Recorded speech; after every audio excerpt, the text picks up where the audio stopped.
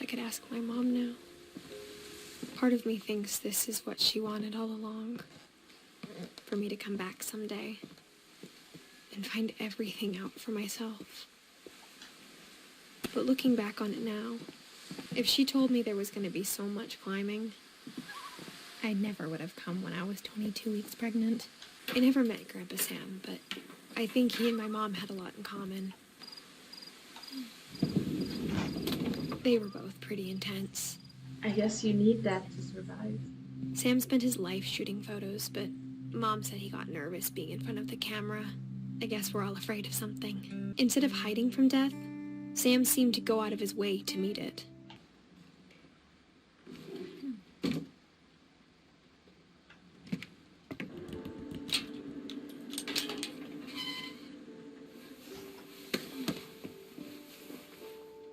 This game is beautiful.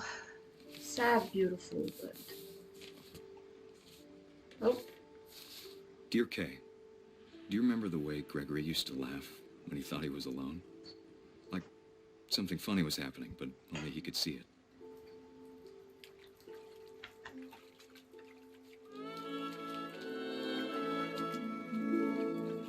I think he saw things the rest of us don't.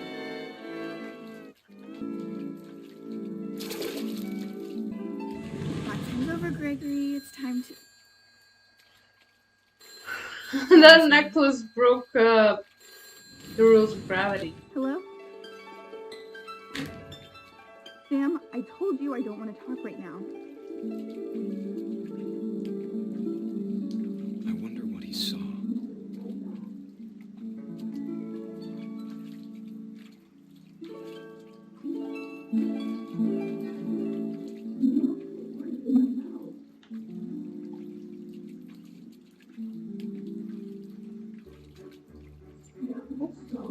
He reminded me so much of Calvin.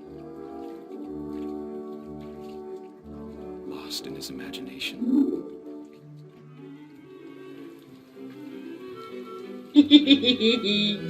Carcass.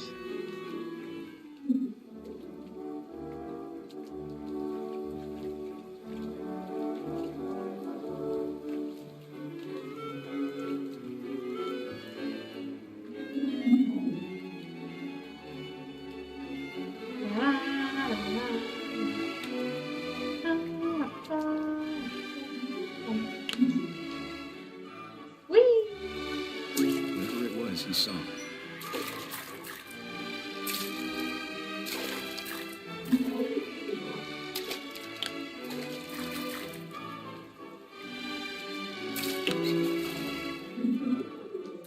Come on.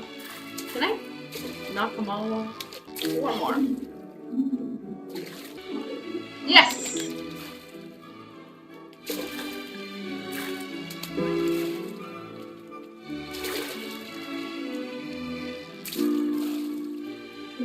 It sure made him happy.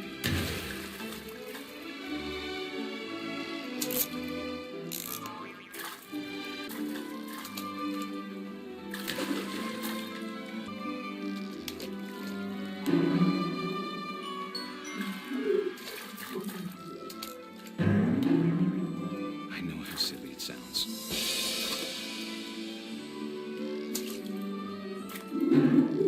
But I worried about a baby being too happy. I could feel him slip away. Sorry about that, Gregory. I know you did everything you could. Maybe if I hadn't called that night. Damn it. Hold on, I don't want Gregory to hear this.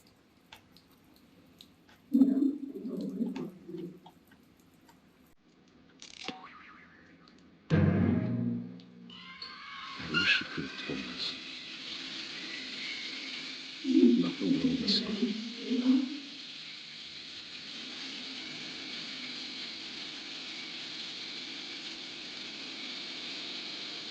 There's so much I don't understand about Gregory, about everything.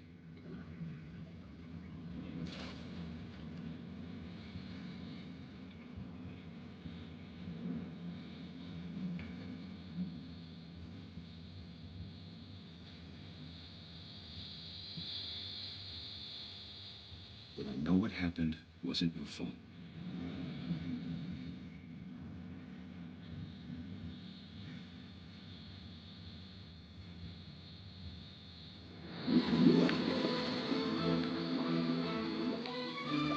Sure it's not.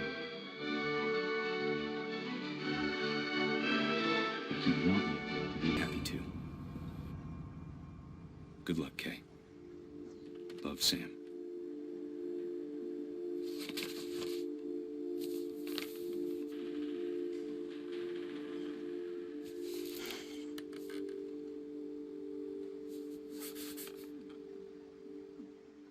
I can't imagine my mom ever writing poetry, and yet...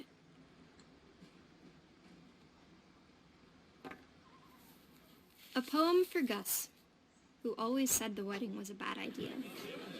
Our father never hit us kids, at least not very hard, before the day my brother said with teenage disregard that he'd be dead before he'd see a wedding in our yard.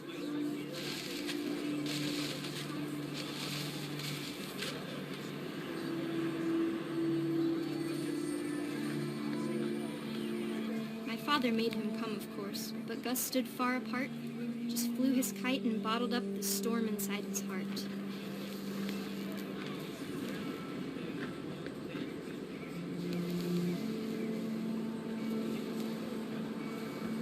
I tried to talk him out of it, but though he'd never met her, we don't need a stepmom, were the words that I now pronounce you husband and wife. You may kiss the bride. Oh. When the time for photos came, Dad ordered him to Come here. But Gus declined, and as a sign held up his middle finger. Ooh.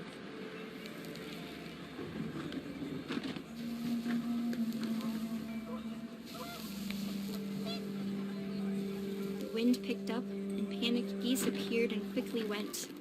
But all the humans did that day was go inside the tent.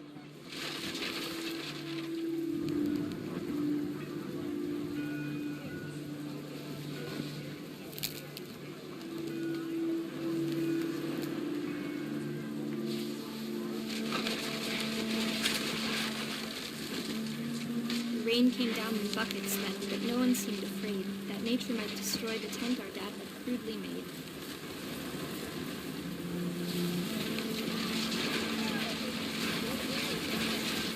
The thunder sounded much too close and full of angry power. But all my father said to us was, "Make the music louder."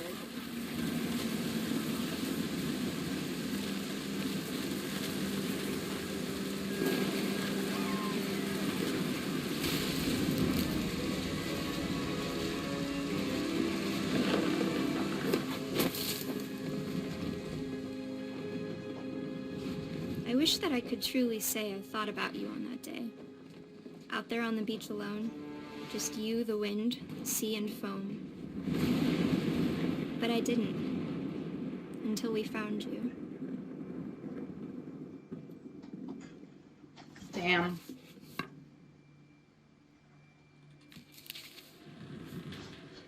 She never talked about him, but Mom told me once if I was a boy, they were going to name me Gus.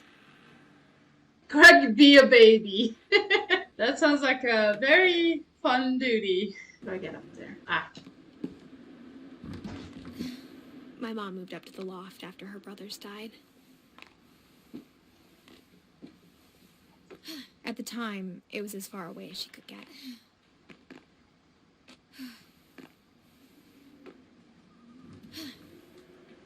She spent a summer building houses in Calcutta, where she met my dad, Sanjay. 10 ways to teach critical thinking. Religion was another thing my mom never talked about, but I think it helped her a lot after her dad died. Do I go back down? Wait. I think I'm supposed to go back down. I really do not remember how this game goes. I remember some of the most memorable moments, but I think this is back the way I came. Is this right? Ah, this is right.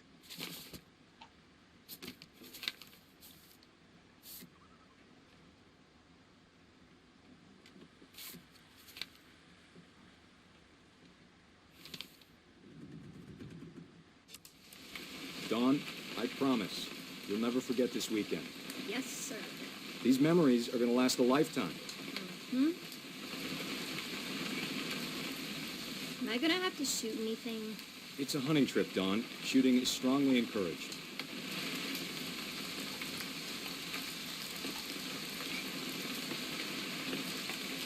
What?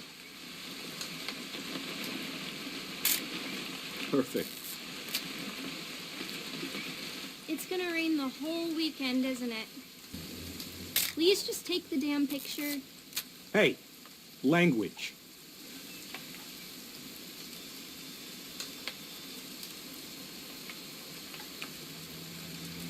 I will never forget this weekend, Dad. That's the spirit. Okay, got it. I'm gonna take some pictures, okay? Just be careful.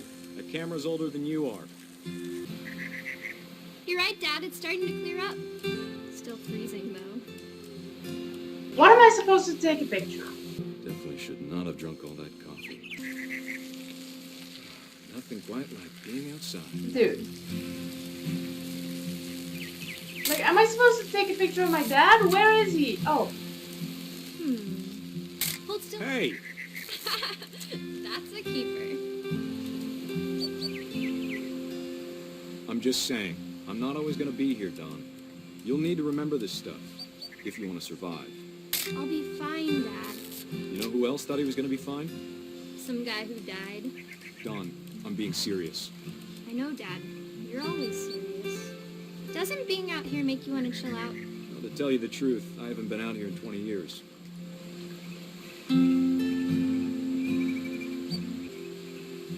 Last time I was with my brother Calvin. Man, that was a great trip. Your grandpa Sven taught us how. Dawn, don't you think you could find something more interesting to photograph? You don't need to waste any more film on me, kiddo. We found an old logging trail with deer everywhere. I bet if I could remember where that trail was, we'd spot a buck for you in no time. Give me a minute to check the map. Dad! Good eyes, Dawn. Before you take the shot, let me get a picture of it. Dad, I... Let me get behind you. Do I have to do this? Dawn, you don't have to do anything. But if you want to survive, you'll need to be strong. great shot, Dawn.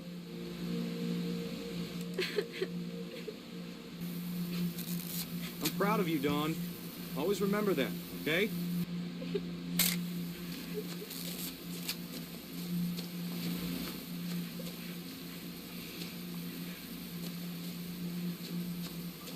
Dad, it's twitching. I think That's it's totally normal, Dawn. Just focus on the camera. Try not to think about it. Ooh.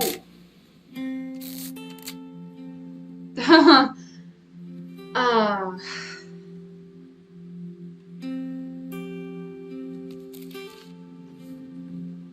Of all these stories, that's the one I wish most that my mom had told me.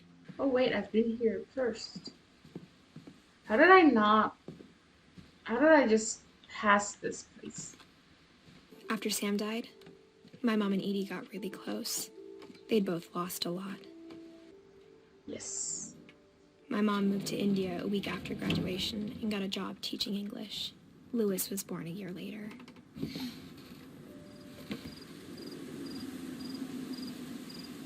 When my dad died, I don't think Mom knew where else to go. I'm sure Edie was happy to have her back. The house had to get a little bigger, but Edie was used to that.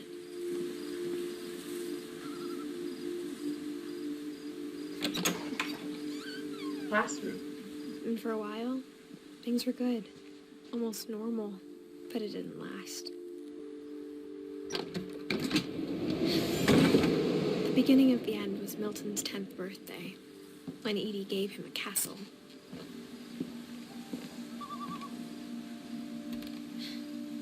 After Milton disappeared, the only thing he left behind was a room full of paintings.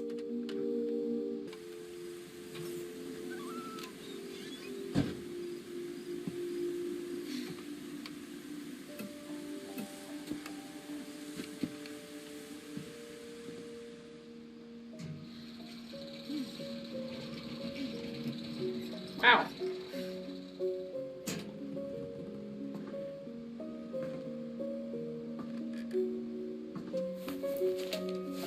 Milton Finch in The Magic Paintbrush.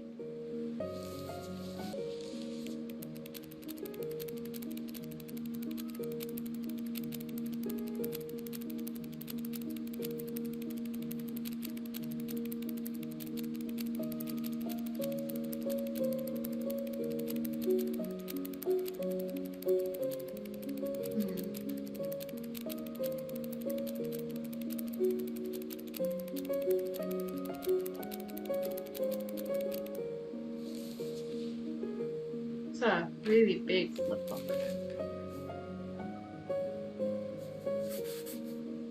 I was 4 when Milton disappeared. Mom spent months searching for my brother. Then she sealed the doors.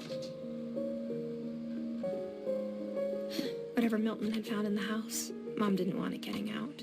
Reading is a hoot. Mom definitely blamed Edie, but I think Lewis blamed himself. After he graduated, he just spent more and more time in his room, until Mom got him a job at the cannery. Everyone always told me to stay out of Lewis's room, except Lewis. Lewis's room smelled very, very familiar. That part of him lived on.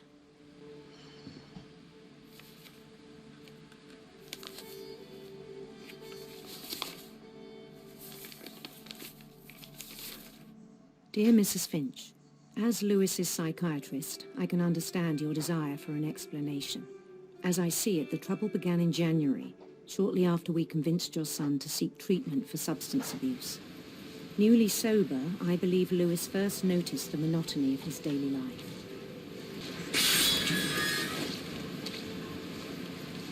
He kept working at the cannery, but he withdrew part of himself. In our sessions, I saw the same behavior. His mind began to wander.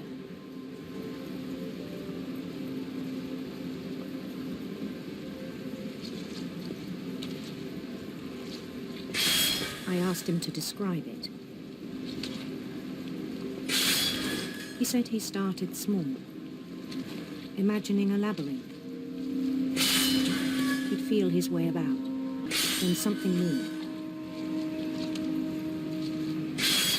Bats. And toads. And things that have not names. He knew it was all in his head. But he took it very seriously. I had hoped he'd find himself.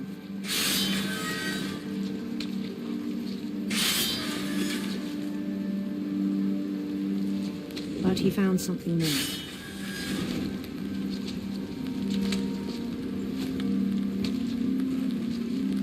I worried about him then. Daydreaming at the cannery. I spoke with his boss. But he said Lewis had become a model employee. Methodical, tireless, focused. Like a whole new Lewis.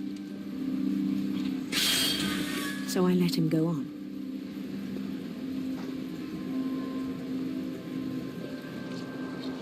Is it usual I even for encouraged him. psychologists to talk to your It seemed boss? very promising at first. He told me he'd made a new friend.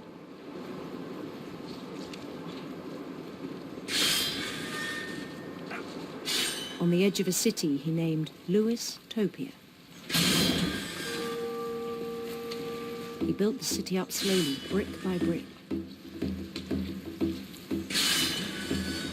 Then he made musicians.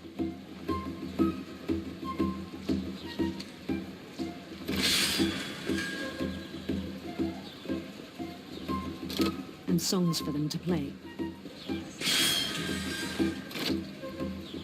He talked about starting a band. And he was always humming something. Every day his imagination grew stronger.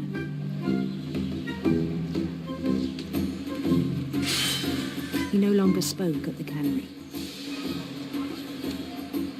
But his chopping was as reliable as ever. Then one day it struck him that all the cheering crowds, even the stones under his feet, were all in his imagination. So he could do whatever he wished.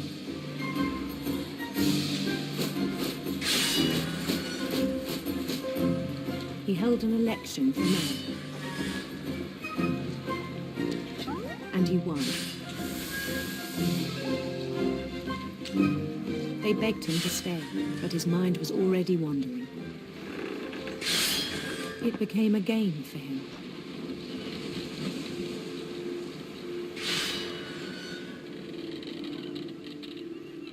He'd conquer a city, then immediately push on.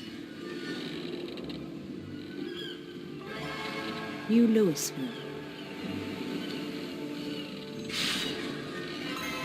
St. Louis. He started drifting away from our reality.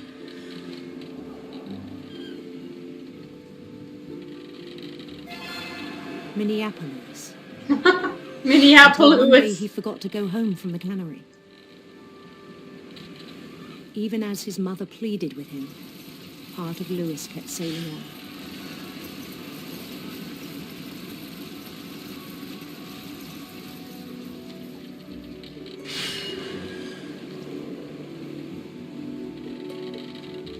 How do you forget to In go Louisburg, home? he heard rumors of a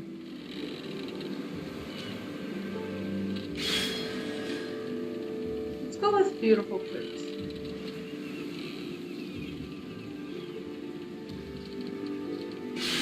beautiful prince.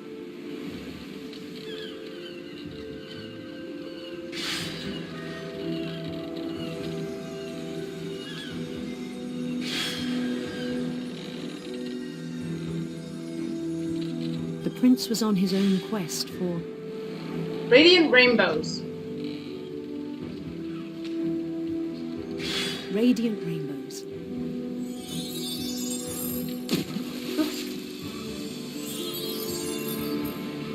Oops. Oh, yeah, it's hard to. Ah, He followed the sound of his silver heart. silver harp.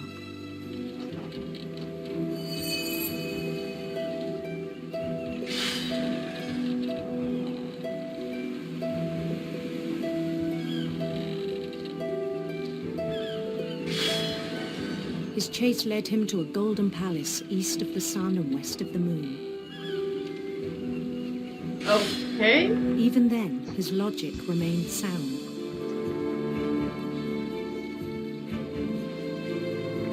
He knew the world was all in his imagination.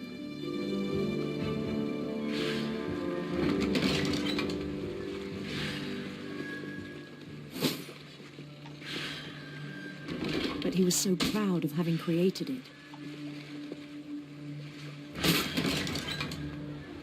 In his own eyes, he'd become something greater than a king.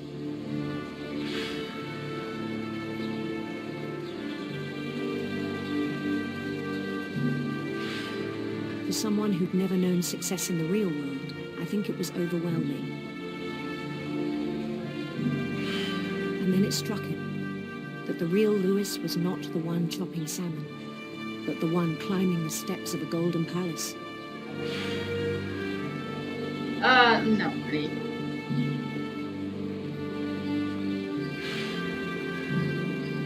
My imagination is as real as my body, he told me. Well, yeah, kind of. It was hard to argue with him.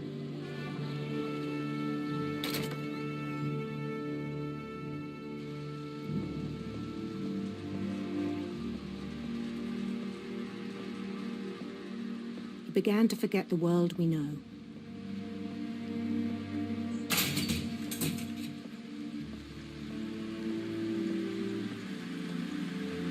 I think it pained him to remember Louis, the cannery worker.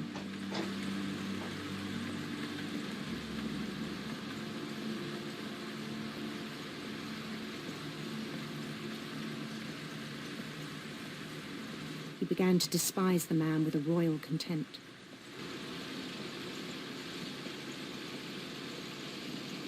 I still thought I could save him. Even after he said he was being crowned king over all the lands of wonder.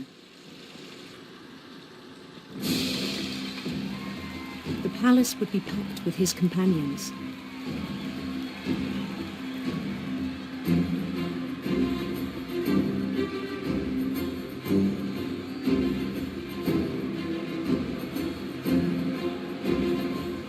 Including the wise Calico who'd insisted on inviting me.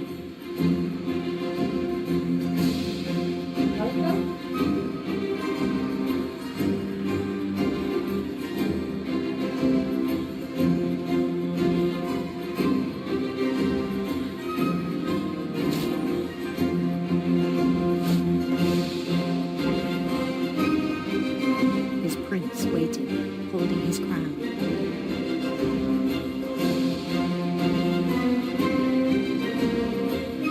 There was only one thing left to do.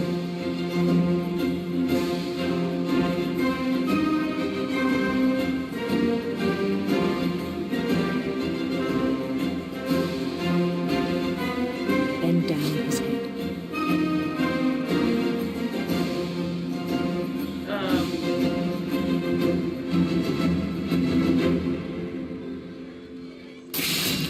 And the rest I think you know. Mrs. Finch, your son was a kind man who will be missed by all of us who knew him.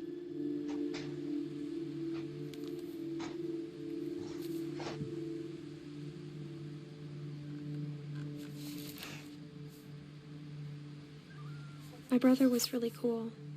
I wish you could have met him. Looks like Edith and Louis got along well. On the way back from Louis's funeral, my mom told me to start packing. She waited until the day before we left to tell Edie. I'm not sure if she wanted to make it easier or harder.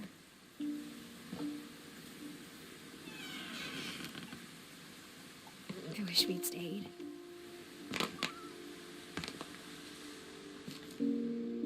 But I understand why we left.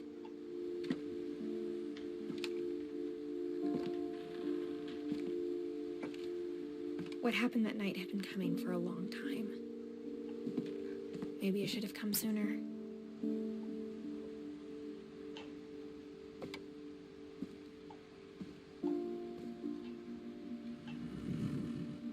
But it had to end one way or another. All that's left now is to tell you about that last night.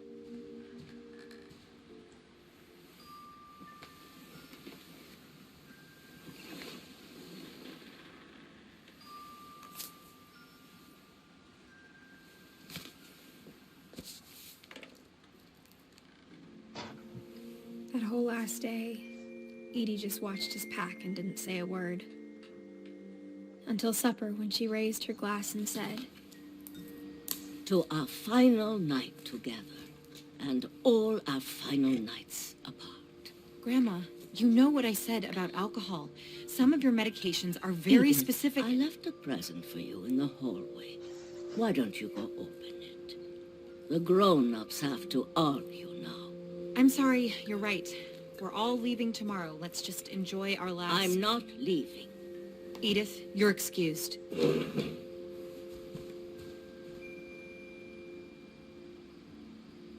Back in the main house. This time it's the power had been shut off that 2010. morning, but Edie always had plenty of candles. When my mom sealed the library, I don't think she knew about the other entrance. Or that Edie had a key to it.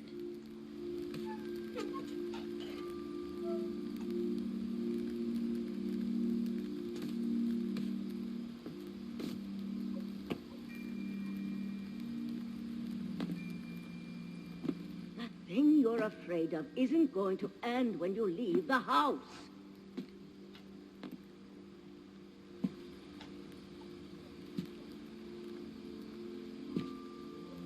Edith has a right to know these stories.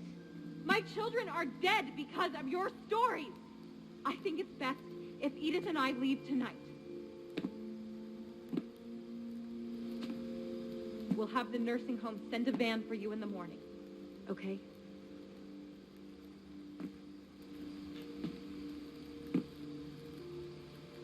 Someone slept here. Oh. History of the Finches. Dear Edith, there's so many stories I wish I could tell you, but there's only time for one. Oh, this This is what I about remember. what happened on the night you were born. That night, the tide went way, way out. It was the first and last time I ever saw the old house aground. There'd been an earthquake out in the middle of the ocean. They called it the lowest tide in 1,000 years. God, it smelled awful.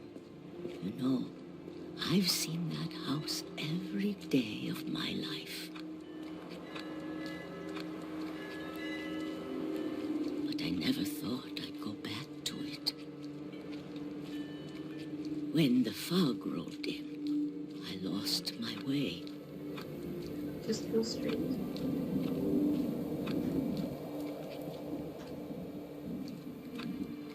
I got turned around.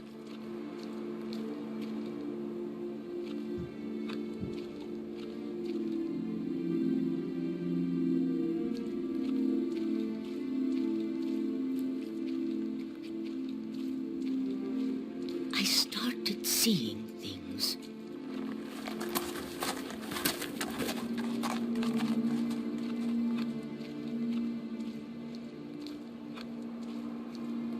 Things I'd forgotten had ever existed.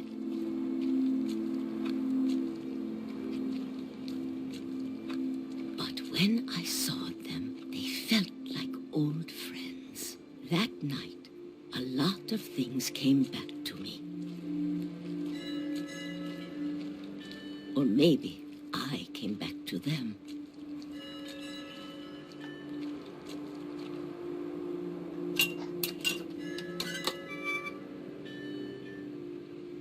Things I can't explain, but that I need you to try and... Edith, what are you doing in here? It's mine. Edith! Mom, you're gonna rip it! Let go! I kicked and screamed, but Mom dragged me to the car. I never saw Great Grandma Edie again. The next morning, the van came to pick her up, but she was already gone. Like, gone or missing gone? After that, we moved around a lot.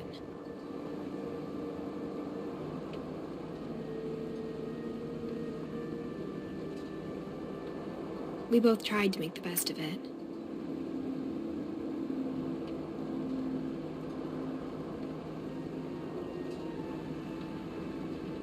A few years went by.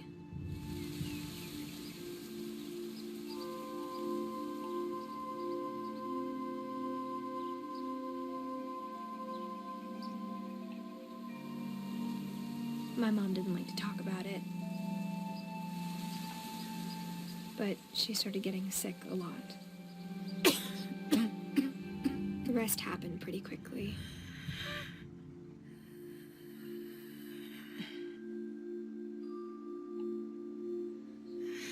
She got better for a while. And then she didn't. And then I was alone.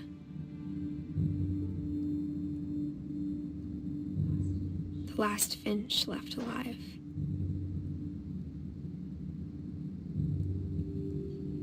Until I found out about you.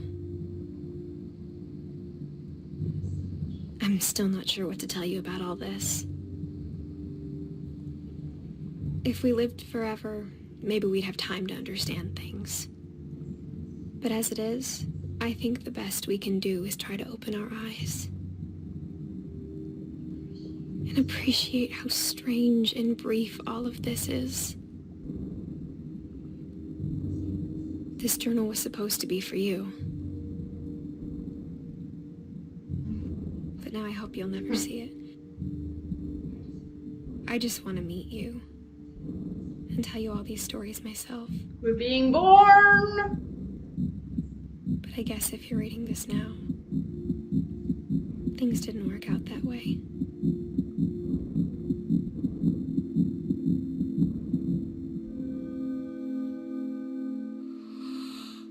This is where your story begins. I'm sorry I won't be there to see it. It's a lot to ask, but I don't want you to be sad that I'm gone. I want you to be amazed that any of us ever had a chance to be here at all. Good luck.